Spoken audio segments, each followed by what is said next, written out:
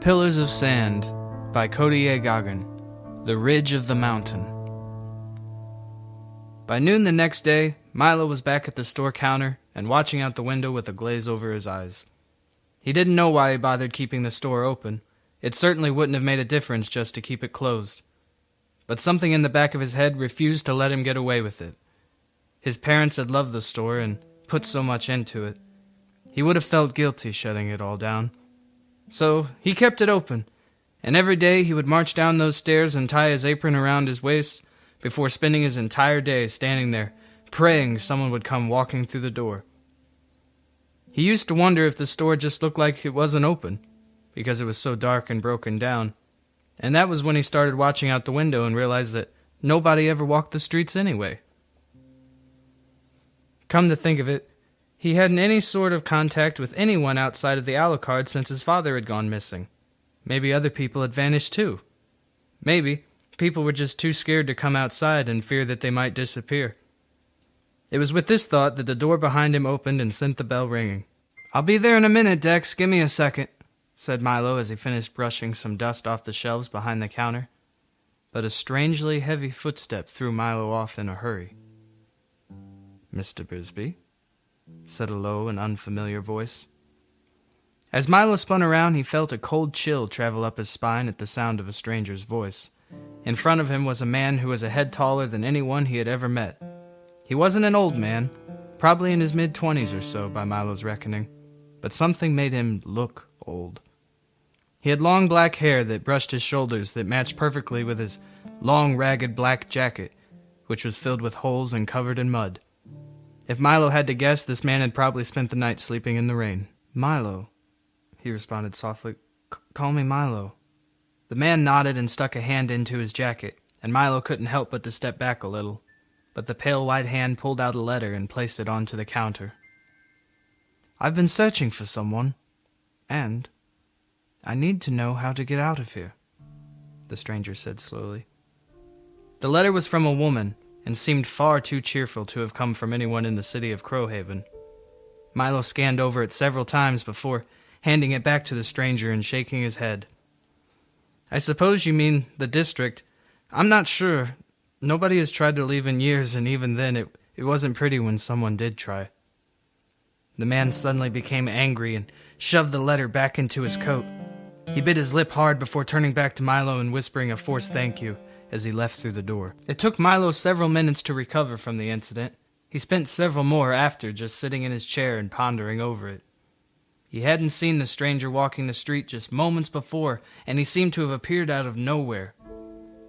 Finally, Milo checked his watch, decided to close the store, and headed over to the hotel.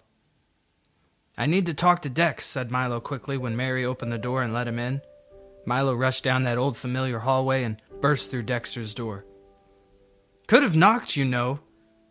Never know what I'm doing in here," said Dexter with a mischievous grin on his face. Milo relayed the entire event in as vivid of detail as possible. Dexter sat on the edge of his bed, growing increasingly interested with every word. "What do you suppose he was looking for?" asked Dexter after Milo had finished his tale. "Not what, Dex, who?" "And he was looking for some woman." Milo paused. "I think we should leave sooner than I had planned. If he tries to get out before we do and gets caught, it'll make the guards suspicious and they might increase the security measures." Dexter brushed his long blonde hair from his face and smiled. "We should leave sooner?" he asked in a devilish tone. "If you still want to come," said Milo simply. Dexter jumped up and pulled a bag out from under his bed that he had filled with clothes and other supplies. Milo nearly burst out in laughter but contained himself as best he could. "Tomorrow night, Dex. I've got some things I need to do first." Milo stood up and headed towards the door. "I still need to figure out how we're going to do this." Dexter nodded and shoved the bag back under his bed. "I'll be ready. Just let me know." Milo almost felt ashamed at the way he had trashed the shop in his quick, desperate attempt to find anything that may come in handy during his escape. Papers and goods had been scattered about the floor, and garbage bins had been turned over. He didn't even really know what he was looking for, but along the way he came across things such as a rope and a flashlight that he threw into his bag. He then ran up the stairs to his bedroom, where he continued to stuff clothes into another bag, and finally to his parents' bedroom, where he snagged a photo from their nightstand and hastily shoved it into his pants pocket. Back downstairs, he stood staring at a cabinet he had never opened before. His father had always told him to stay out, and Milo had never seen any reason to disobey such an order. He knew what was inside, but had never cared. Now was the time, though, if there was ever going to be one, to finally break his father's rule. Inside were 3 rifles and a handgun. The sight of them made Milo shiver, but he shook it off and placed the handgun in a holster he had already attached to his side. The rifles he almost didn't touch, but he mustered up the courage to grab one and toss it next to his bags near the door. There were boxes upon boxes of bullets in the lower drawer, which he proceeded to dump into one of the sacks. "How are we going to get out of here?" he whispered aloud to himself as he admired his packed belongings. Just then a letter came sliding under the front door. Milo jumped out through the door to try and locate the letter giver, but not a soul was in sight. The streets were empty. Hastily, he slammed the door behind him and ripped the envelope open to reveal a large piece of paper that simply read, "Rooftop." It was as if his prayers had been answered. He had considered the tunnels and the sewers, but never had Milo considered marching out of the district over the tops of the district itself. It seemed crazy, of course, but so did the entire idea of leaving in the first place. Milo rolled the paper up and tossed it aside as he paced up the stairs and smiled to himself. He almost forgot the mysterious way that the idea had arrived quite literally at his doorstep, until he collapsed onto his bed and closed his eyes. Dexter. He's a genius. The next morning, Milo was filled with incredible nostalgia, and it pained him greatly that evening to walk out the door and lock the store behind him. He took one last look at it all before heading away. It looked like a broken remnant of a happy memory, and maybe that's all it was. Milo knew he had to leave in that moment, and his heart was greatly reassured as he turned towards the hotel. He slinked in through the door and nearly jumped as Jack turned the corner and welcomed him. "I didn't know you were coming over, Milo," he said with a smile on his face that vanished the moment he laid eyes on the rifle that was sticking out of Milo's bag. "What's that for?" he asked. Stammered Milo. "Dex wants to hang it on his wall or something. Makes him feel tough or some nonsense." They exchanged an awkward laugh, and Jack turned away to lead Milo through the main hall towards the kitchen, where Dexter and his mother were already eating supper. Dexter gave a happy glance at Milo from his bowl of soup, and hurriedly slurped the last of it down and bounded off towards his room with Milo behind him. They both could hear Jack and Mary pondering over their strange behavior, but they ventured forward. "Do you have everything?" asked Dexter excitedly. "I don't know. I've got a lot," responded Milo. Dexter pulled out his bag and began showing off what he had decided to pack for his trip. Inside were some comic books and his music player. Milo tried not to laugh as he continued pulling things out. "Dex, I want you to take this," interrupted Milo suddenly as he pulled the rifle out. Dexter's eyes opened wide and his jaw dropped. His long hair quivered as he grabbed the gun and began examining it.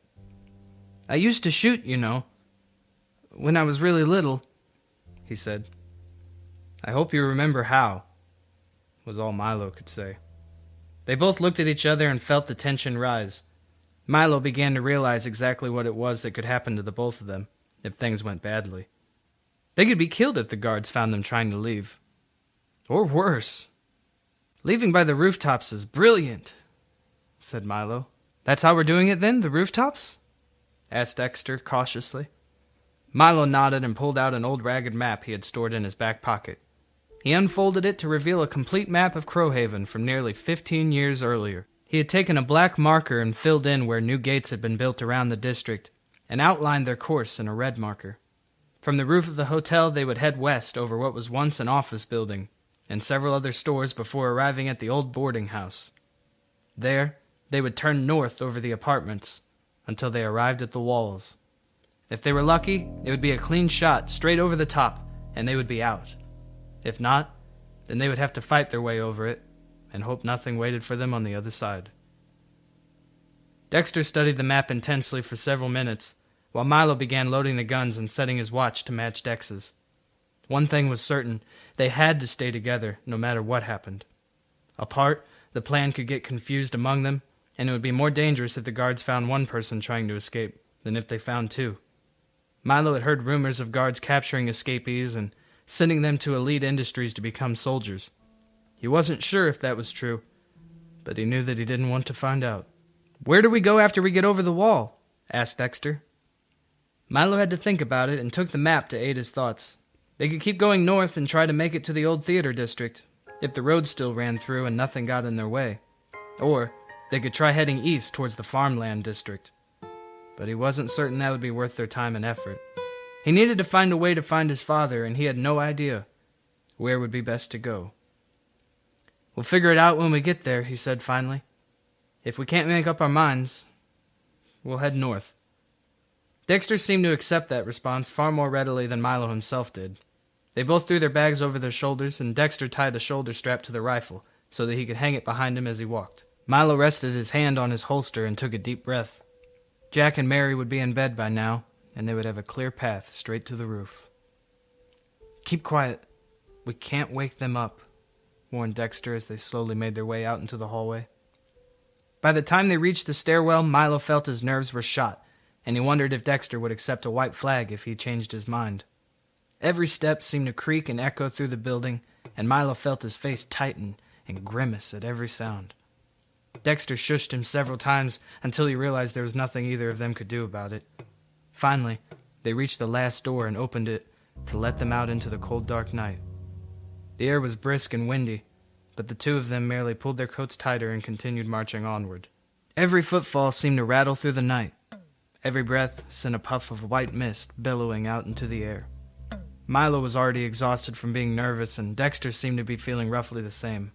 The first several buildings were easy crossovers, but when they came to the first gap that they would have to leap across, Milo paused and sat his bags down. "I'm starting to regret this decision," he said, trying to pass it off as a joke even though he meant every word, and he was just trying to gauge Dexter's reaction. "I'll go first." Within the blink of an eye, Dex had backed up a few feet and began running towards the edge of the building.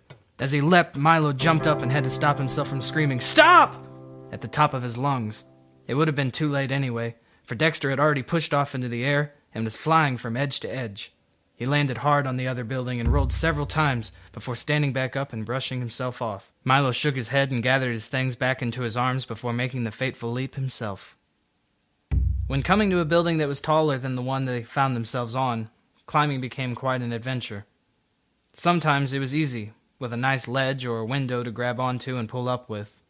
Other times they would have to use the rope that Milo had lucked into finding before leaving home. That was fun. They would twirl the rope several times before tossing it, and hoping it looped around something that they could pull themselves up with. At last, they came within the sight of the wall between them and the unknown. "There it is," said Dexter. "What are we going to do now?" "I don't know how well guarded it is, but I think we should move quickly and get on the other side as fast as possible. Give them as little time as we can to find us," Milo responded. Dex nodded his head several times in agreement and then stuck his tongue out as he took off running towards the wall. Once again, Milo had to cover his mouth to keep from shouting aloud as Dex hurried off towards a dangerous leap into what could equal death. Milo had no way of knowing what happened to Dex once he disappeared over the wall. He could have soared to his death below, or met a group of guards who quickly apprehended him. But Milo knew the only way to find out was to join him in the insanity. With one last heavy thought, he took off, running over the last rooftop, grabbed a hold of the ledge of the wall, and thrust himself over it. The fall to the street below would have been almost 4 stories, but luckily there was another building directly beneath, where they had decided to launch from. Still, it was not a very tall building, and the fall hurt more than Milo cared to admit when Dex questioned him moments later. "I can't believe we're on the other side," said Dex ecstatically. "I can't believe that nobody's come after us yet," said Milo in a notably more somber tone as he turned to face the street leading towards the theater district. It was all unfamiliar to him, and the idea of venturing out into it suddenly frightened him immensely. "We should get going, huh?" asked Dex. Milo merely shook his head and began the descent to the streets.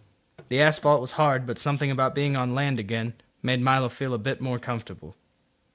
Until he turned around and looked down the dark and dingy street that he knew he would be traveling on. There were rows of abandoned buildings on either side of the road, and both had to admit that it appeared that maybe their home hadn't been the only place without any new people in several years. Eerie. "Well, let's go," Dex said as he trampled forward down the street. As he reached the sidewalk, a gunshot went off somewhere in the distance. They both erratically turned to try and spot what direction it had come from, but it was impossible to tell, as the reverb of the streets masked its location. Dexter retraced his steps back to Milo faster than he had ever ran before, while pulling the rifle over his shoulder and grasping onto it as if it were the only thing between him and death. "Calm down," Milo said harshly, "and be quiet." As if to defiantly answer Milo's request, another gunshot rang out through the boulevard. Milo shook at the sound of it, but remained still and masked his emotion. Dexter was freaking out and making a bit of a fool of himself. "Hey!" said Milo suddenly. "We need to move now." They began running down the street, never knowing where exactly they were going, and not really caring, just so long as they put ground between them and the sounds of gunshots that kept ringing behind them. "How many shots can they fire?" thought Milo to himself as he nearly tripped over old newspapers that had been discarded on the side of the road. But the sound did seem to be getting further away, and finally the shots ceased. Dexter stopped to look behind towards the wall, but Milo kept going. He wasn't waiting around for whatever it was with the gun to catch up with them. "Come on, Dex, we can't stop now," he said, in a terrible effort to be supportive and calming. Dex just shook his head and followed behind slowly. By now, everything about Milo was in some sort of pain. He was exhausted, out of breath, and his feet were hurting worse than he could imagine. He ached from the falls he had taken, and his nerves were nearly non-existent. At last, he allowed himself to give in and turned down an alleyway leading to an old carport, under which he elected to sleep for the day. Milo had thought it would be safer to move at night, so they would be sleeping during the daylight hours. They covered themselves in such a way that it would be hard to notice that they were even there, unless you were within 2 feet of them, and they drifted off to sleep without a single word shared between them.